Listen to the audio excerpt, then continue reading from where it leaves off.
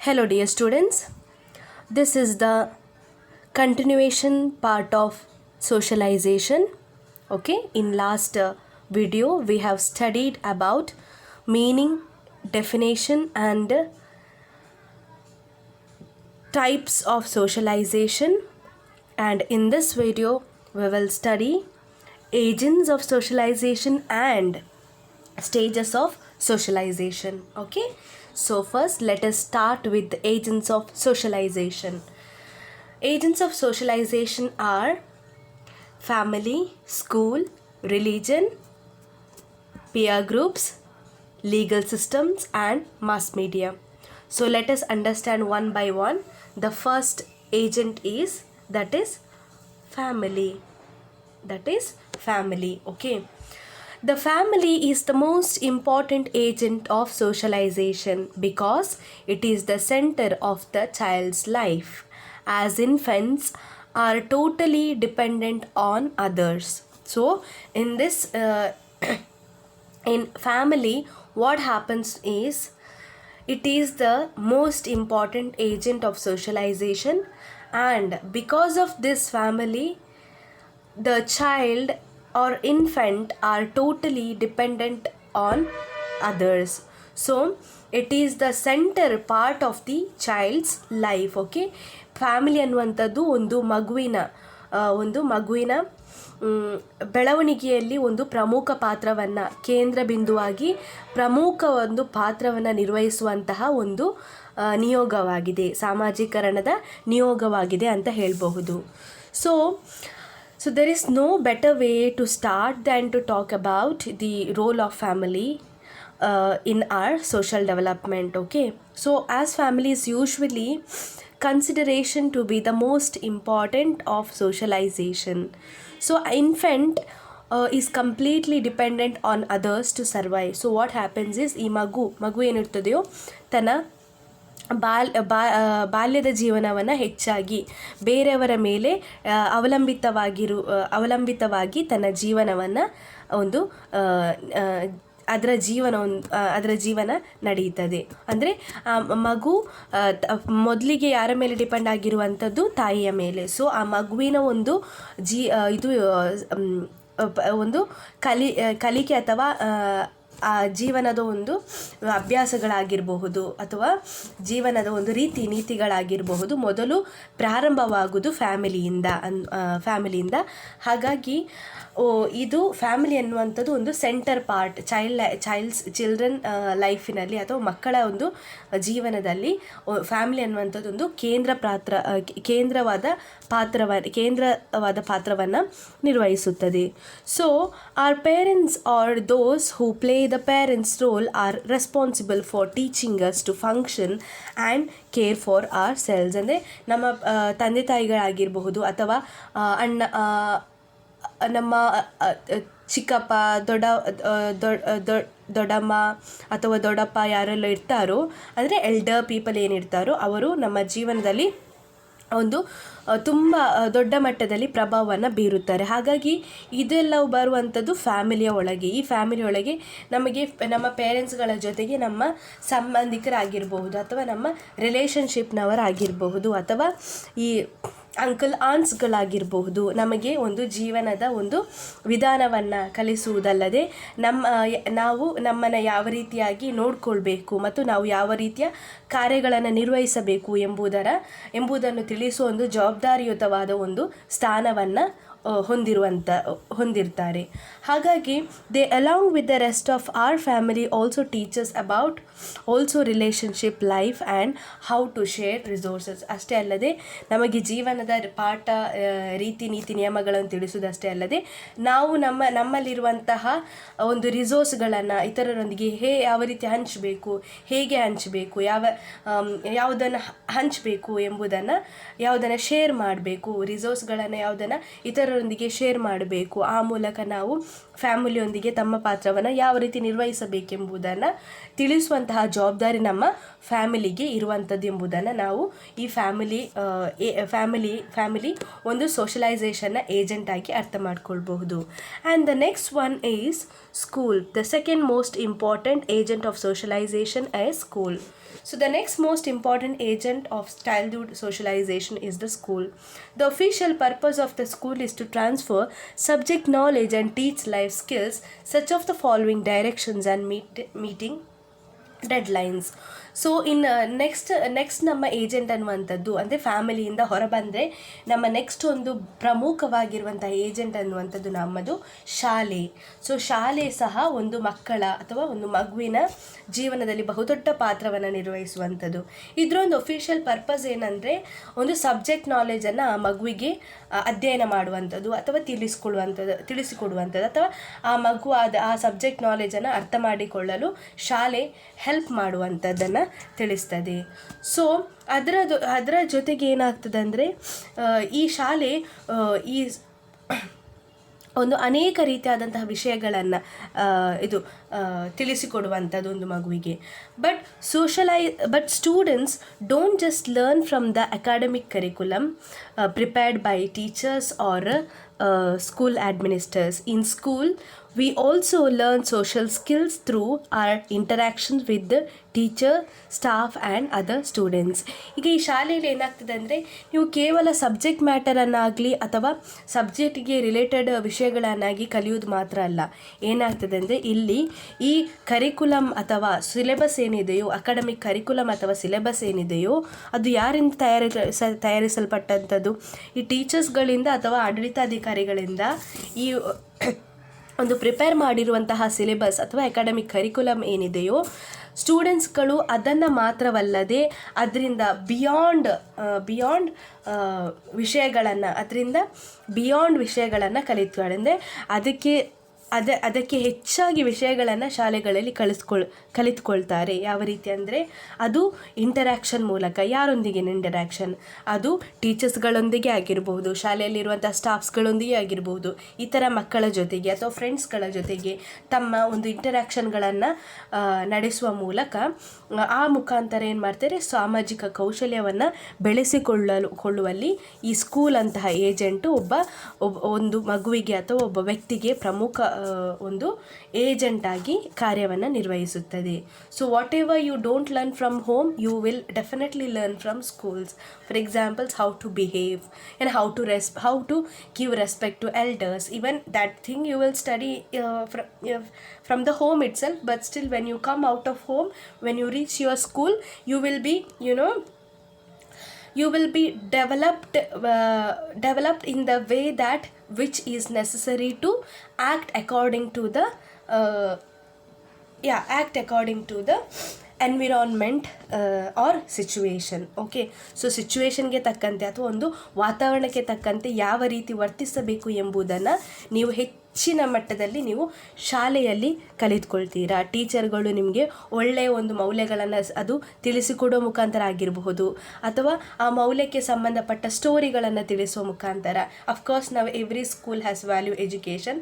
From that also you will learn many things which you have to calculate in your life. Okay, so these things will help every children or every individual to develop their personality. It is called as process of socialization. That is why we say socialization is the lifelong process and it is also a learning process. Okay, so the next one is religion. Let's see how religion is the agent of socialization. So agents of socialization differ effects across religious traditions also. Okay, so ಧರ್ಮ ಸಹ ಒಂದು ಈ ಸಾಮಾಜಿಕ ಪ್ರಕ್ರಿಯೆಯಲ್ಲಿ ಪ್ರಮುಖ ಪಾತ್ರವನ್ನು ವಹಿಸುವಂತಹ ಒಂದು ಪ್ರಮುಖ ನಿಯೋಗವಾಗಿದೆ. It plays important role in socialization. So it influences morality, becoming a key component in people's ideas of right and wrong. ಈ ಧರ್ಮ ಎನ್ನುವಂಥದ್ದು ಏನಿದೆಯೋ ಅದು ಪ್ರತಿಯೊಬ್ಬ ಇಂಡಿವಿಜುವಲ್ಗೂ ಸಹ, ಪ್ರತಿಯೊಬ್ಬ ವ್ಯಕ್ತಿಗೂ ಸಹ ತನ್ನ ನೈತಿಕತೆಯಲ್ಲಿ ಯಾವುದು ಸರಿ ಮತ್ತು ಯಾವುದು ತಪ್ಪು ಎಂಬ ಆಲೋಚನೆಗಳನ್ನು ಒಂದು ನಿರ್ಧರಿಸುವಲ್ಲಿ ಪ್ರಮುಖ ಅಂಶವಾಗಿ ಪ್ರಭಾವವನ್ನು ಬೀರುತ್ತದೆ. So the influences of religion extended to many areas of our lives. ಈ ಒಂದು ಧರ್ಮದ ಪ್ರಭಾವ ಏನಿದೆಯೋ ಅದು ನಮ್ಮ ಜೀವನದಲ್ಲಿ ಪ್ರತಿಯೊಂದು ಏರಿಯಾಸ್ಗಳಿಗೂ ಇದು ವಿಸ್ತಾರವಾಗಿ ಇರುತ್ತವೆ. For example, participation in religious ceremonies not only teachers believe but also how to dress and how to behave in the religious functions. So while the major functions of religion is the process of socialization, is learning people belonging to different religions to be tolerant and respectful towards each other, and the things do not always work out as desired. So therefore the power of religion as a socializing agent understood well, and any sort of misinterruptions needs to be avoided. ಅಂದರೆ ಏನಾಗ್ತದೆ ಅಂದರೆ ಈ ಸಾಮಾಜೀಕರಣದಲ್ಲಿ ಧರ್ಮಗಳೇನು ಮಹತ್ವದ ಪಾತ್ರವನ್ನು ವಹಿಸುತ್ತವೆ. ಇದು ಒಂದು ಸರಿ ಮತ್ತು ತಪ್ಪುಗಳ ಬಗ್ಗೆ ಜನರ ಆಲೋಚನೆಗಳೇನಿದೆಯೋ ಅದು ಆಲೋಚನೆಗಳಲ್ಲಿ ನೈತಿಕತೆ ಎನ್ನುವಂಥದ್ದು ಒಂದು ಪ್ರಮುಖ ಅಂಶವಾಗಿ ಪ್ರಭಾವವನ್ನು ಬೀರುತ್ತದೆ. ಈ ಧರ್ಮದ ಪ್ರಭಾವ ಏನಿದೆಯೋ ಅದು ನಮ್ಮ ಜೀವನದಲ್ಲಿ ಅನೇಕ ಕ್ಷೇತ್ರಗಳಿಗೆ ವಿಸ್ತರಿಸುತ್ತದೆ. ಉದಾಹರಣೆಗೆ ಧಾರ್ಮಿಕ ಕ್ಷೇತ್ರಗಳಲ್ಲಿ ಧಾರ್ಮಿಕ ಸಮಾರಂಭಗಳಲ್ಲಿ ಭಾಗವಹಿಸುವುದರಿಂದ ಅದು ಆ ಸಮಾರಂಭ ಕೇವಲ ನಮ್ಮ ನಂಬಿಕೆಗಳಿಗೆ ಮಾತ್ರ ಸೀಮಿತವಾಗಿರದೆ ಅಲ್ಲಿ ಯಾವ ರೀತಿ ನಾವು ವರ್ತಿಸಬೇಕು, ನಮ್ಮ ಉಡುಗೆ ಯಾವ ರೀತಿ ಇರಬೇಕು, ನಮ್ಮ ಬಟ್ಟೆ ಡ್ರೆಸ್ಸಿಂಗ್ ಸ್ಟೈಲ್, ಉಡುಗೆ ಯಾವ ರೀತಿ ಇರಬೇಕು, ನಮ್ಮ ನಡತೆ ಯಾವ ರೀತಿ ಇರಬೇಕು ಎಂಬುದನ್ನು ಸಹ ನಮಗೆ ಒಂದು ತಿಳಿಸಿಕೊಡುತ್ತದೆ. ಅದೇ ಈ ಸಾಮಾಜೀಕರಣ ಪ್ರಕ್ರಿಯೆಯಲ್ಲಿ ಧರ್ಮದ ಪ್ರಮುಖ ಒಂದು ಕಾರ್ಯ ವಿವಿಧ ಧರ್ಮಗಳಿಗೆ ಸೇರಿದ ಜನರಿಗೆ ಪರಸ್ಪರ ಸಹಿಷ್ಣುತೆ ಮತ್ತು ಗೌರವಯುತವಾಗಿರಲು ತಿಳಿಸಿಕೊಡುವಂಥದ್ದು. ಆ ಮುಖಾಂತರ ಏನಾಗ್ತದೆ ಅಂದರೆ ತಿಳಿಸಿಕೊಡುವಂಥದ್ದು. ಆದರೆ ವಿಷಯಗಳು ಯಾವಾಗಲೂ ಬಯಸಿದಂತೆ ಕೆಲಸ ಮಾಡುವುದಿಲ್ಲ ಎಂಬುದು ಎಲ್ಲರಿಗೂ ಗೊತ್ತಿದೆ. ಆದ್ದರಿಂದಾಗಿ ಎಲ್ಲರಿಗೂ ಸಹ ಪ್ರತಿಯೊಂದು ಧರ್ಮದ ಬಗ್ಗೆ ಧರ್ಮದ ಸಹಿಷ್ಣುತೆ ಆಗಿರಬಹುದು ಮತ್ತು ಗೌರವವನ್ನು ತಿಳಿಸಿಕೊಡುವುದಕ್ಕೆ ಒಂದು ಪ್ರಮುಖ ಏಜೆಂಟಾಗಿ ಸಾಮಾಜೀಕರಣದೊಂದು ಪ್ರಮುಖ ಏಜೆಂಟಾಗಿ ಧರ್ಮದ ಶಕ್ತಿಯನ್ನು ಚೆನ್ನಾಗಿ ಅರ್ಥ ಮಾಡಿಕೊಳ್ಳಬೇಕು ಮತ್ತು ಯಾವುದೇ ರೀತಿಯಲ್ಲಿ ತಪ್ಪು ವಿಚಾರಗಳನ್ನು ಹಬ್ಬಿಸದ ಹಾಗೆ ಕೊಳ್ಳುವಂತಹ ಜವಾಬ್ದಾರಿ ಈ ಸಾಮಾಜೀಕರಣ ಪ್ರಕ್ರಿಯೆ ಹೊಂದಿರುವಂಥದ್ದು. ಹಾಗಾಗಿ ಈ ಧರ್ಮವು ಸಹ ಪ್ರತಿಯೊಬ್ಬ ವ್ಯಕ್ತಿಯಲ್ಲಿ ಒಂದು ಪ್ರಮುಖ ಪಾತ್ರವನ್ನು ವಹಿಸುತ್ತವೆ. And the next agent that is peer groups. ಈ peer groups ಎನ್ನುವಂಥದ್ದು ಸೇಮ್ ಏಜ್ನವರು, ನಿಮ್ಮ ಏಜ್ನ, for example friends. So peer groups is a social group whose members have interests, social positions, age in common. ಅಂದರೆ ನಿಮ್ಮನೆ ಗ್ರೂಪಿನವರು. So it allows children to form relationship and learn without directions of adults. However, our peers also give us the chance to develop many of social skills we need as adults. For example, Alexander will certainly experience movements when his friends behavior or values or he obtained from the family. He has to learn to decide which norms or values to be keep, reject or use or follow. That means ಈ pear ಗುಂಪುಗಳೇನಿದೆಯೋ ಮಕ್ಕಳ ಸಂಬಂಧವನ್ನು ರೂಪಿಸಲು ಮತ್ತು ಇದು ವಯಸ್ಕರ ನಿರ್ದೇಶನವಿಲ್ಲದೆ ತಾವೇ ಒಬ್ಬ ವ್ಯಕ್ತಿ ಅಥವಾ ಮಗು ತಾವೇ ಕಲಿಯಲು ಅನುವು ಮಾಡಿ ಕೊಡುವಂಥದ್ದು. ಈಗ ಒಂದೇ ವಯಸ್ಸಿನ ಗುಂಪಿನಲ್ಲಿ ಒಬ್ಬ ವ್ಯಕ್ತಿ ಅಗತ್ಯವಿರುವ ಅನೇಕ ಸಾಮಾಜಿಕ ಕೌಶಲ್ಯಗಳನ್ನು ಬೆಳೆಸಲು ಅವಕಾಶ ಮಾಡಿಕೊಡುತ್ತದೆ. ಫಾರ್ ಎಕ್ಸಾಂಪಲ್, ಅಲೆಕ್ಸಾಂಡರ್ನ ಉದಾಹರಣೆ ತೆಗೆದುಕೊಂಡ್ರೆ ನಾವು ತನ್ನ ಸ್ನೇಹಿತರ ನಡವಳಿಕೆ ಆಗಿರ್ಬೋದು ಅಥವಾ ಕುಟುಂಬದಿಂದ ಕಲಿತಂತಹ ಮೌಲ್ಯಗಳಾಗಿರಬಹುದು, ಖಂಡಿತ ಆತ ಅವುಗಳನ್ನು ಅನುಭವಿಸುತ್ತಾನೆ. ಅದು ಈ ಸಂದರ್ಭದಲ್ಲಿ ಏನಾಗ್ತದೆ ಅಂದರೆ, ಆತ ಯಾವ ಮೌಲ್ಯಗಳನ್ನು ಅಥವಾ ಮಾನದಂಡಗಳನ್ನು ಇಟ್ಟುಕೊಳ್ಳಬೇಕು ಅಥವಾ ತಿರಸ್ಕರಿಸಬೇಕು, ಯಾವುದನ್ನು ಬಳಸಬೇಕು, ಯಾವುದನ್ನು ಬಳಸಬಾರ್ದು, ಯಾವುದನ್ನು ಅನುಸರಿಸಬೇಕು, ಯಾವುದನ್ನು ಅನುಸರಿಸಬಾರದು ಎಂಬುದನ್ನು ಅದು ಪ್ರತಿಯೊಬ್ಬ ವ್ಯಕ್ತಿ ಅಥವಾ ಒಬ್ಬ ಮಗು ಅದನ್ನು ಕಲಿತುಕೊಳ್ಳುವುದನ್ನು ಈ ಸಾಮಾಜೀಕರಣ ತಿಳಿಸುತ್ತದೆ. That is why it is said that in about this even I have discussed in group socialization, right? So what group socialization says, actually this one, when your adulthood or adolescence age, you will spend more time with your friends rather than your parents. So with friends you will learn many things, and you start to share many things with them, and whatever you don't feel comfortable sharing with your parents, definitely you will share with your friend. So peer group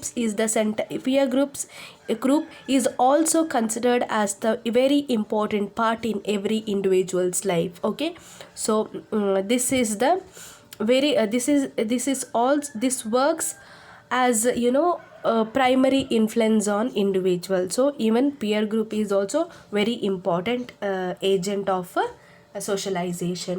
And next, legal system. So legal system is the one which is applied to everyone. So children are pressured from both parents and peers to conform and obey certain laws or norms of the group or community. ಅಂದರೆ ಮಕ್ಕಳಿಗೆ ಏನಾಗ್ತದೆ ಅಂದರೆ ಅವರ ಪೇರೆಂಟ್ಸಿಂದ ಆಗಿರ್ಬೋದು ಅಥವಾ ಪಿಯರ್ಸಿಂದ ಆಗಿರಬಹುದು ಈ ನೀತಿ ನಿಯಮಗಳನ್ನು, ಕಾನೂನು ವ್ಯವಸ್ಥೆಗಳನ್ನು ಪಾಲಿಸಲೇಬೇಕೆಂಬಂತಹ ಒಂದು ಒತ್ತಡಗಳು ಇರುವಂಥದ್ದು. ಸೊ ಈ ಗುಂಪು ಅಥವಾ ಸಮುದಾಯದಲ್ಲಿ ಕೆಲವೊಂದು ಕಾನೂನು ಅಥವಾ ರೂಢಿಗಳನ್ನು ಅನುಸರಿಸಲು ಮತ್ತು ಪಾಲಿಸಲು ಪೋಷಕರಿಂದಾಗಿರಬಹುದು, ಗೆಳೆಯರಿಂದಾಗಿರಬಹುದು, ಮಕ್ಕಳ ಮೇಲೆ ಒತ್ತಡ ಇರುವಂಥದ್ದು. ಹಾಗಾಗಿ ಈ ಒತ್ತಡ ಎನ್ನುವಂಥದ್ದು ಎಲ್ಲರಿಗೂ ಇರುವಂಥದ್ದು. ಈ ಕಾನೂನು ಸಿಸ್ಟಮ್ ಅಥವಾ ಈ ಲೀಗಲ್ ಸಿಸ್ಟಮ್ ಎನ್ನುವಂಥದ್ದು ಎಲ್ಲರಿಗಿರುವಂಥದ್ದು. ಪ್ರತಿಯೊಬ್ಬರಿಗದು ಒಂದೇ ರೀತಿಯಾಗಿದ್ದು ಎಲ್ಲರೂ ಸಹ ಇವುಗಳನ್ನು ಪಾಲಿಸುವಂಥದ್ದು. ಸೊ ಈ ಲೀಗಲ್ ಸಿಸ್ಟಮ್ ಸಹ ಒಂದು ಸಾಮಾಜಿಕರಣ ಪ್ರಕ್ರಿಯೆಯಲ್ಲಿ ಒಂದು ಪ್ರಮುಖ ಏಜೆಂಟ್ ಆಗಿ ಕಾರ್ಯನಿರ್ವಹಿಸುತ್ತವೆ. And the next one is mass media.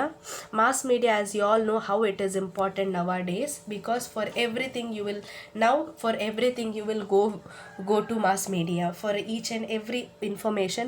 If you want any kind of information which you don't know, definitely you go and spend time in mass media. For examples, you will spend more time by watching TV, internet, listening to radios, watching movies, and books and magazines. So this mass media are the means for delivering impersonal communications directed to a vast audience.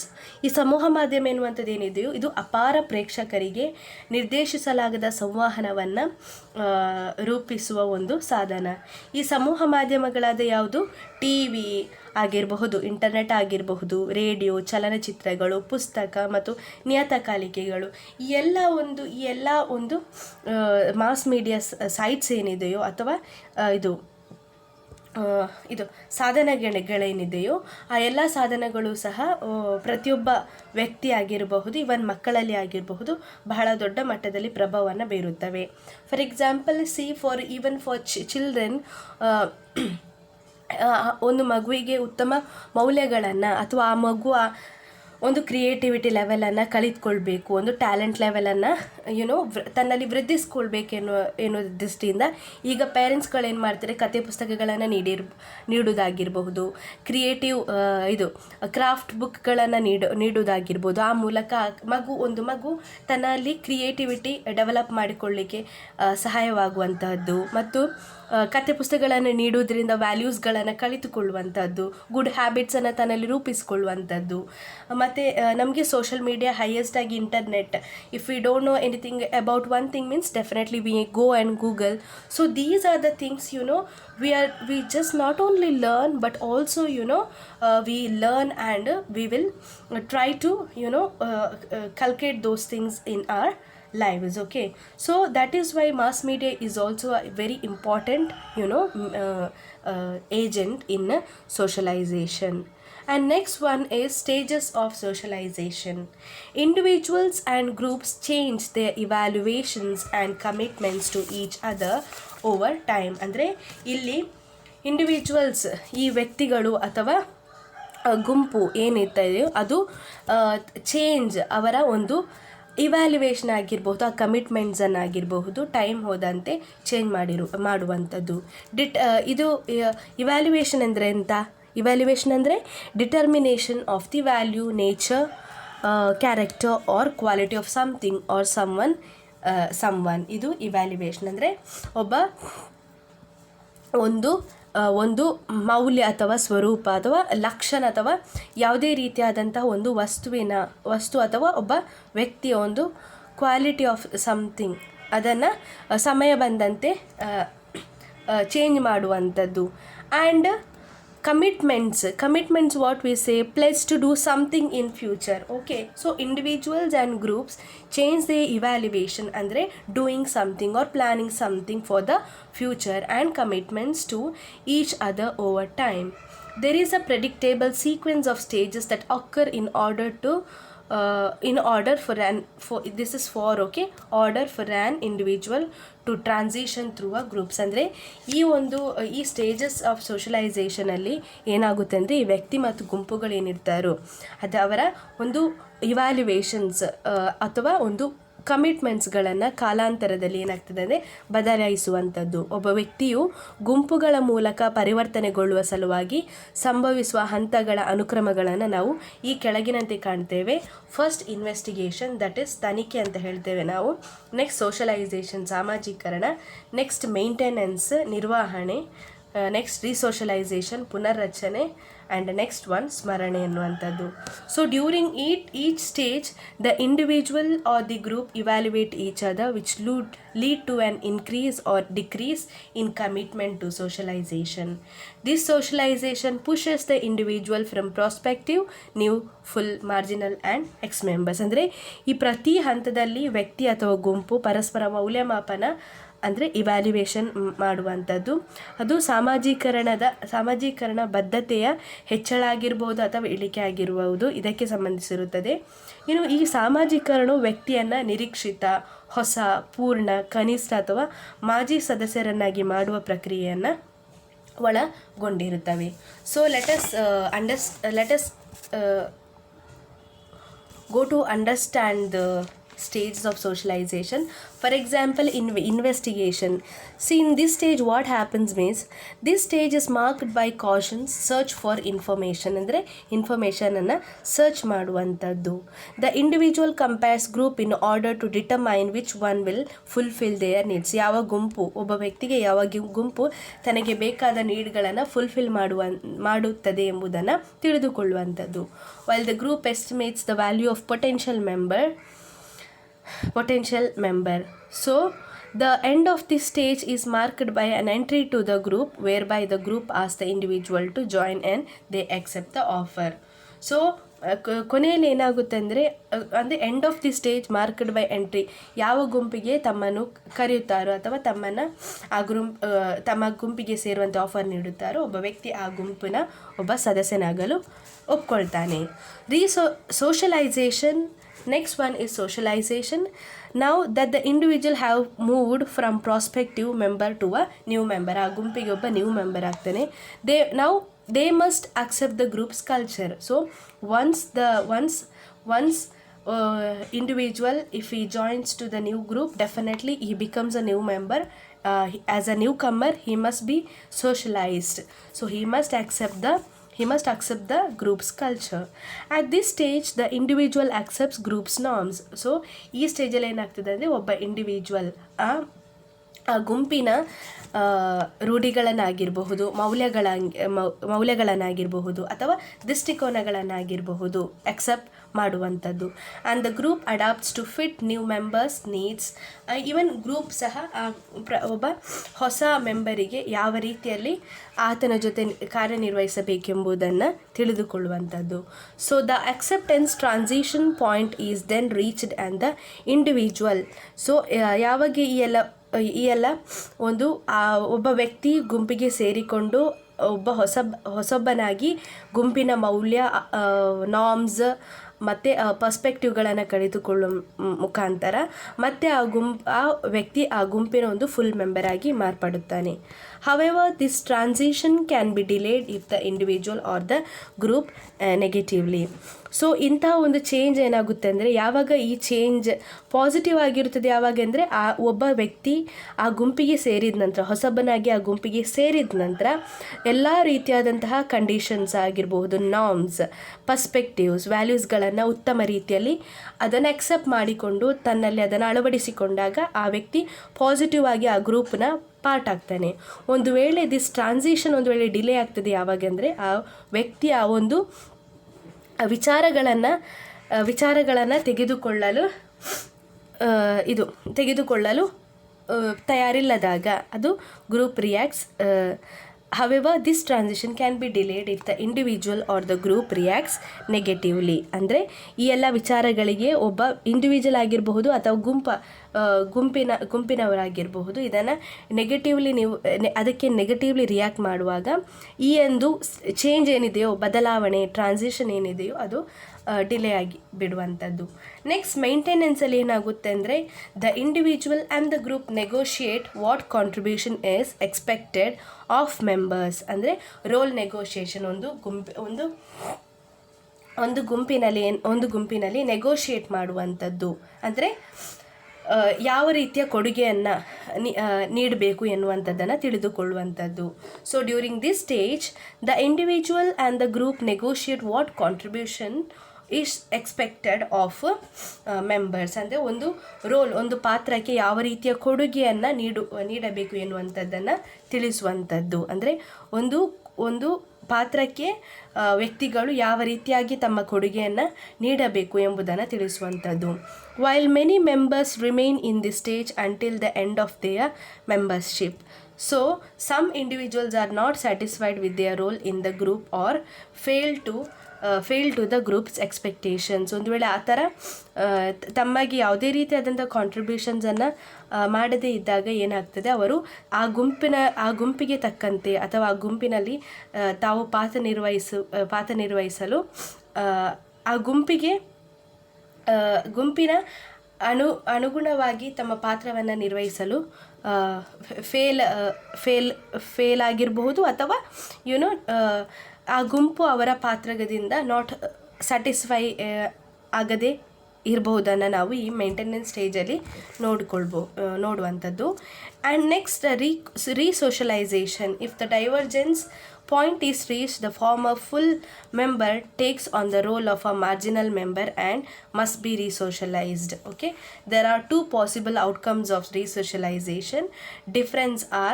Differences are resolved and the individual becomes full member again, or the group expels the individual or individual decides to leave. ಒಂದು ವೇಳೆ ಈ ರೀಸೋಷಲೈಸೇಷನಲ್ಲಿ ಏನಾಗ್ತದೆ ಅಂದರೆ, ಅವನು marginal member ಆಗ್ತಾನೆ. ಆ marginal member ಆದವನು ಪುನಃ ರೀಸೋಷಲೈಸ್ಡ್ ಆಗಬೇಕು. ಅವನನ್ನು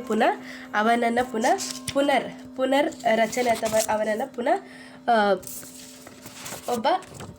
ಅವನನ್ನು ರೀಸೋಷಲೈಸ್ಡ್ ಮಾಡುವಂಥದ್ದು. ಈ ರೀಸೋಷಲೈಸ್ಡ್ ಮಾಡುವಂಥದ್ದು. ಸೊ ಇದರಲ್ಲಿ ಎರಡು ಔಟ್ಕಮ್ಸನ್ನು ನಾವು ತಿಳಿದುಕೊಳ್ಬೋದು. ಒಂದೇ ಡಿಫ್ರೆನ್ಸಸ್ ಆರ್ ರಿಸಾಲ್ವ್ಡ್. ಒಂದು ವೇಳೆ ಯಾವುದಾದ್ರೂ ಡಿಫ್ರೆನ್ಸಸ್ ಇದ್ದರೆ ಅದನ್ನು ರೀಸಾಲ್ವ್ ಮಾಡುವಂಥದ್ದು. And the individual becomes full member again. ಒಂದು ವೇಳೆ ಅವನು ಆ ಮುಖಾಂತರ ಒಂದು ಪುನರ್ರಚನೆಯಿಂದ ಅಥವಾ ಅವನನ್ನು ಪುನರ್ರೂಪಿಸುವ ಮುಖಾಂತರ ಆತ ಒಂದು ವೇಳೆ